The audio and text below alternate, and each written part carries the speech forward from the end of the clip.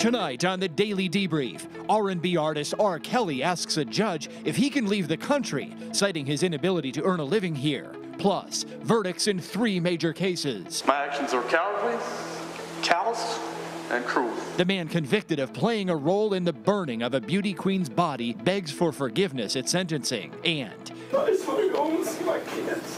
The emotional reaction to the acquittal of an Iowa farmer on accusations he killed his mother for money. Also, another acquittal in the case of a Florida man accused of murdering his father, then hacking up the corpse with a saw. Family reaction is straight ahead on the Daily Debrief. It's Friday, March 22nd.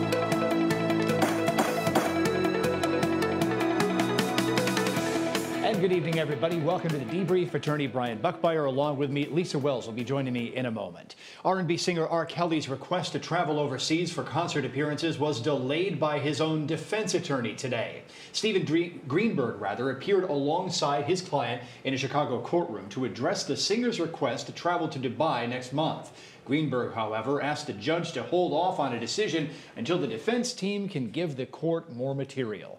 Kelly had planned the overseas appearances in order to pay off expenses such as child support, unpaid rent, and legal fees. The defense also demanded a copy of a video prosecutors possess, which is alleged to show R. Kelly engaged in sex acts with underage women.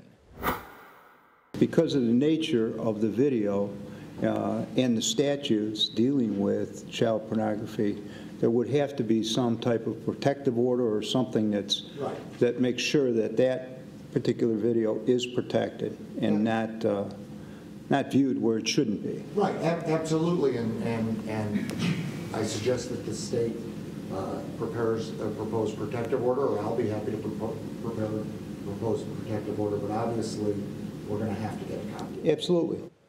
So the defense will get the video after the protective order is set. Kelly claims he cannot find work in the U.S. due to public backlash. He's accused of 10 counts of aggravated criminal sexual abuse.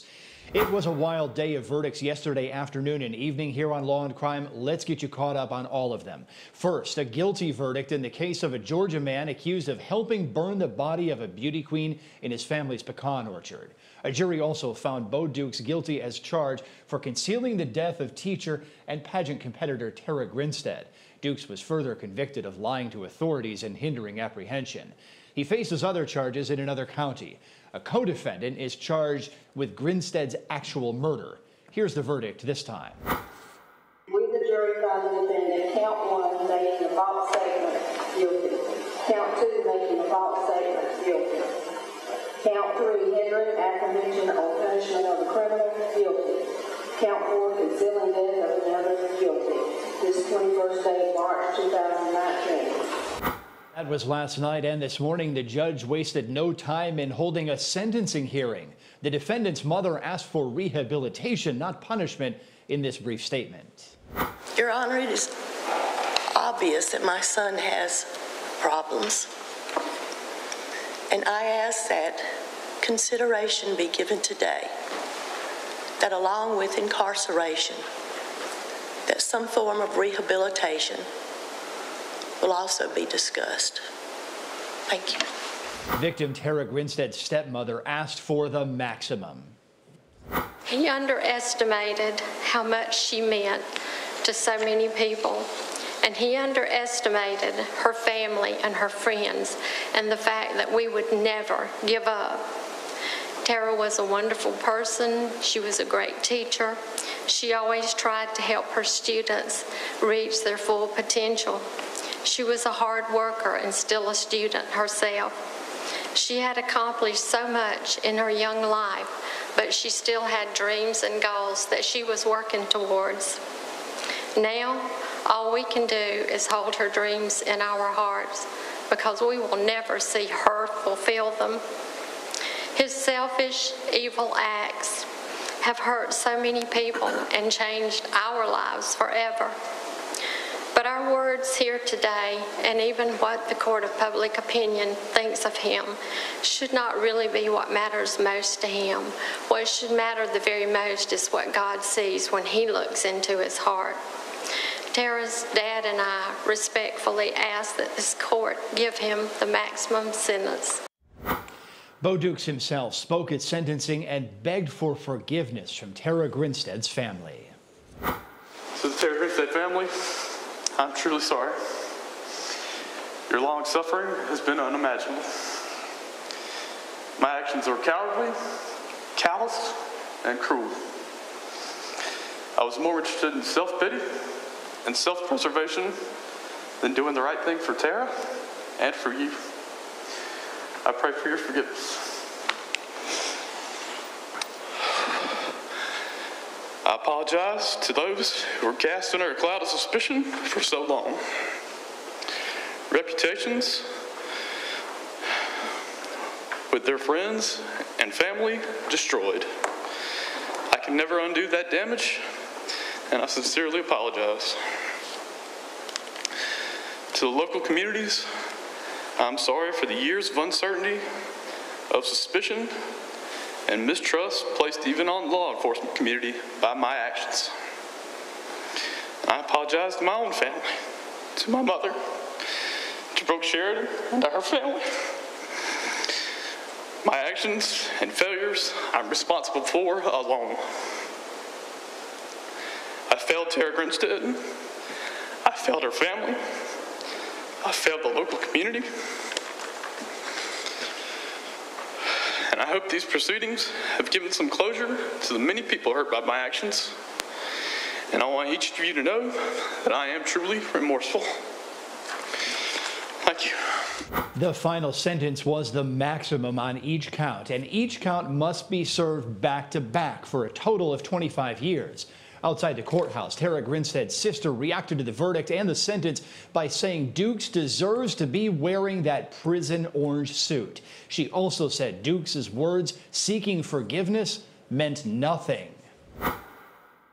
I hate to be unchristian, but that's how he needs to be. He doesn't need to be in a very expensive suit, walking around like the rest of the world, because he's not like anybody in the rest of the world. He's a very evil, cruel man. If he was truly remorseful, we would not have lived the hell we have lived for as long as we've lived. He would have done the right thing a long time ago. I was unfazed by it, actually. His emotion meant nothing.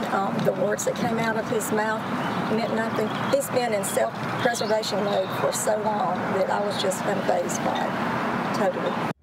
My guests tonight are attorneys Brian Buckmeyer and Lisa Wells. Brian, let me start with you. This was the maximum sentence despite the defendant's own statements begging for forgiveness at this point, and despite the defense's attempt to use things like the defendant's military service to mitigate the accusations and the conviction. So I understand why and how the judge got the decision. I still stand by the fact that I think it is a lot. Because when we think about 25 years of jail, we usually reserve that amount of jail time for the most heinous and horrible crimes. Now, did something horrible happen here? Yes, but I don't believe it rose to the level of murder. That's an interesting point. Lisa, what's your reaction? Do you agree, disagree?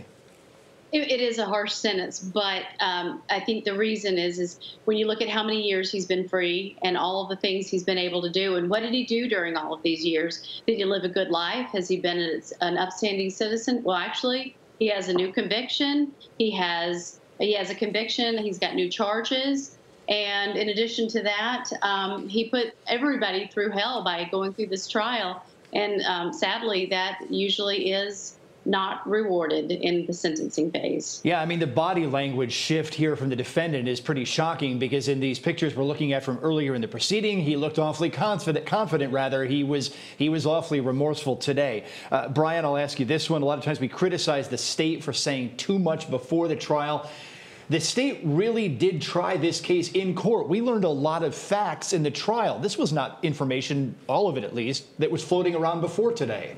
Absolutely. I think the prosecution did a really good job and very tight in keeping all of the information pertinent to the case that was needed and not leaking it out to either taint the jury or allow the defense to break it apart. It was a fast-paced case, with a lot of great trial advocacy skills. We'll be back to the panel in a second.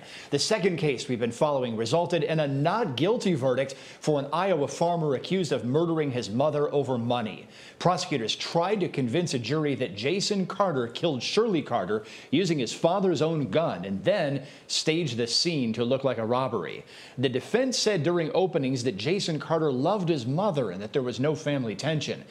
That claim backfired a bit from testimony from the defendant's father and from a friend who said the defendant called his mother some less than savory things. The defense questioned the state's timeline all along. A defense expert said Shirley Carter was likely dead for a couple of hours before the defendant's father said his wife's body was exhibiting signs of rigor mortis. According to the defense, that meant Jason Carter could not have been the killer. Here is the emotional verdict. We, the jury, find Jason Carter not guilty. Is that your verdict, ladies and gentlemen? Yes, it is. Mr. Bull, do you care to have the jury polled? No, sir. Very well. In light of the jury's verdict, I will enter a judgment of acquittal.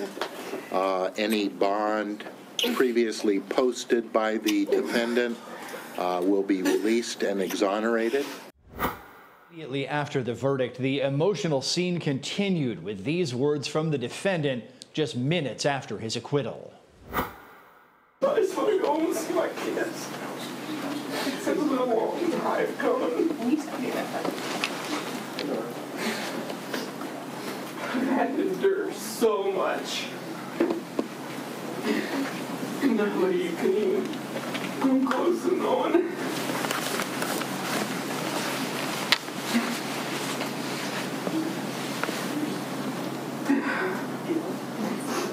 Guys, you ready to go? Thanks to the legal team for doing a tremendous job. Shelley, I know this was hard for you as well. How are you feeling now hearing this? Finally have some justice is all that matters. That's it. Let's go, guys. One sticking point for the state, of course, was the victim's time of death. The victim's husband, as we were saying, testified that his wife's body was already stiff when he found her, but then he backtracked that on the witness stand. The defense called in an expert to say the wife was probably dead long before the defendant even arrived on the family property. That same expert spoke to the Law and Crime Network this afternoon about the state's flawed science and issues with a previous civil case where Jason Carter was already found liable for his mother's death. In that civil case, can you believe the defendant, Jason Carter, in the civil case, his attorney never consulted a forensic pathology expert, and there was no testimony about time of death in that civil case. Is that incredible? Believe it or not, the medical examiner who did the autopsy, she's now gone to another state, and she didn't come in to testify in this matter. The deputy medical examiner who came in, he was deposed and he testified, and he did not find it necessary to discuss the use of rigor mortis in determining time of death. Just think, first-degree murder case with this guy going to life for the rest of his, going to jail for the rest of his life, and they did not find it necessary to try to establish a time of death. What I testified to was not particularly profound. It certainly wasn't anything special, new, or something that I had uncovered that has just rarely been presented. These things have been around for a long time. The first idea of using a thermometer to measure body temperature started, I think, in 1839. You'll find every single forensic pathology textbook, and this is important to note, we'll have a discussion on the use of these special thermometers to record body temperature in order to try to work back and determine how long the person may have been alive. And yet here on the witness stand, in a first-degree murder case, sat the state ME boasting that we do not do that, and we expect our MEs at the county level not to do it. That's a pretty strong indictment from the defense expert there. Let's go back to our panel one last time here. Attorney Lisa Wells, I had some serious issues with this case because the state said the motive was money. The problem is that the father received the mother's money at the time of her death, not the son. So how could the motive have been money? Exactly. It seems like the state always uses that if there's any money involved. But the father would have to be deceased for the son to have gotten a penny. So that makes no sense. Attorney Brian Buckmeyer, let me go to you with this one here. The father was on the witness stand trashing his son, who was sitting in the defendant's chair, and then admitting the son was the executor of the estate. I know you were concerned about that as well, and maybe the jury was too, because this was an acquittal. Yeah, so I think when it comes to the relationship between the father and the son, it's obvious, and I think the defense attorney either played onto it a little bit and maybe should have done a little bit more, but it's obviously that this father is distraught and is looking for someone to blame. And I think the best thing here is that you can point and say, this is the wrong person to blame. And Jason himself is saying, I want to find the killer, and he's actually helping to contribute with that. You know, sometimes I watch these cases and I have an incredible amount of sympathy for victims' families, but sometimes I wonder if the detectives start to pinpoint a particular individual and then they feed the idea into some of the family members' heads that, yes, this must be the person responsible, and then the family believes that. Lisa, do you have that experience? You know, yeah, I think when it's they get on not necessarily about the family. I haven't had that personal experience, but I can say when a detective does think that they have a suspect, then they get tunnel vision a lot of times, and they're very convincing, and so everybody around will start, you know, jumping on that bandwagon. Luckily, this is a terrible case because the father and son will forever be divided, and that's so sad. Exactly. We saw that at the end of court, a lot of hugging, but not between the father and the son. We'll be back to the panel in just a moment here when we come back, because still ahead tonight on The Debrief, a case of death, drugs, and dismemberment. A partial conviction after the state accused this man of murdering his father, sawing up the body, and trying to flee, and then concocting some bizarre stories to cover his tracks. We'll take you back inside the courtroom in just a moment.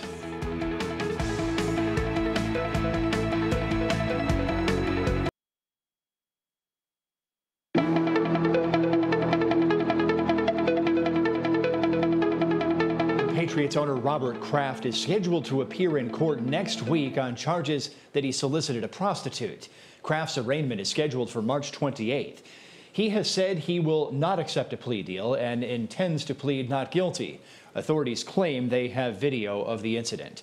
There's some confusion about whether Kraft will indeed appear personally. His lawyer told a Boston newspaper Kraft did not need to show up. Court documents, however, say Kraft does need to show up.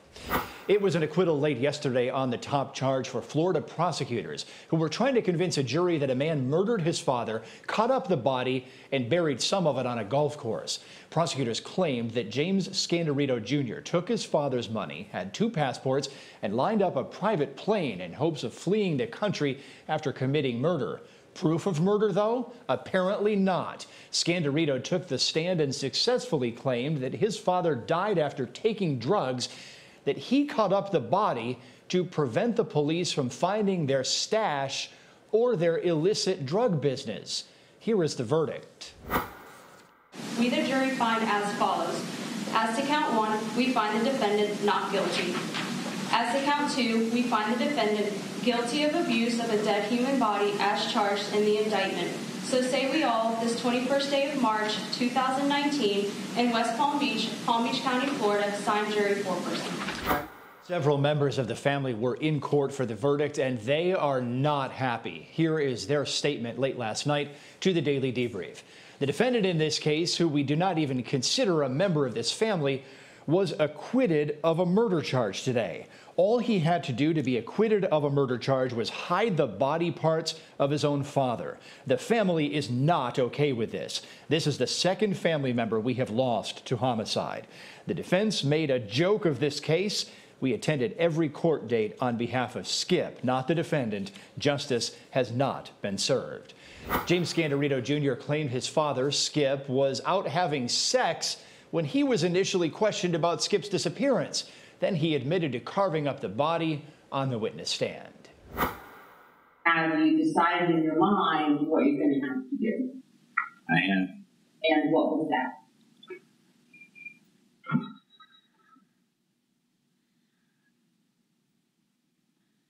That I'm going to have to dismember my dad to be able to move him out of the house. I rolled the dolly over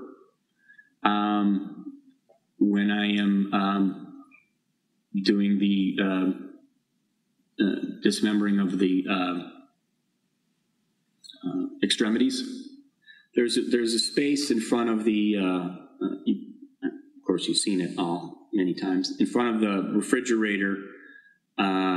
When you come out of the garage on the left side, and if you're looking on the left side of the garage, there's a space there. So I had laid a clear tarp down The dolly was on top of the cart, on top of the tarp, and then I had another tarp that went over over the top of the dolly and the plastic tarp that was underneath the dolly. Okay. And so when you are actually cutting him, you're using what? A saw. Okay. An electric saw or a hand saw? No, it's a handsaw. And when you are actually cutting him, are you doing that underneath the top part? Yes. And why is that? Because I can't look at what I'm doing. I just can't. From there, the defendant went into detail about sawing up his father's corpse. Attorneys Brian Buckmeyer and Lisa Wells are back again one last time. So, Brian, jurors believed this guy. They believed that he had the money, he had the plane, he had the passports and all of this because of some illicit drug dealing scheme with his father who used to be a judge. Jurors bought it. Do you buy it? I do, but only because of the charge that was set forth in front of them. I think what I have a lot of problem with is the premeditation of this murder. I don't know why the prosecution didn't come in with a slightly lesser charge. I know that there's manslaughter by culpable negligence. He's feeding his father this cocktail of drugs and whatnot while he has these heart conditions. I think that's more applicable, and he probably would have found guilty if he had manslaughter rather than the high burden of murder in the first degree. Okay, so Brian Buckmeyer, you should be the prosecutor on this case. Lisa Wells, what do you make of it? The head was missing from the corpse when parts of it were found. So where's the head? Would the head have shown evidence of a crime?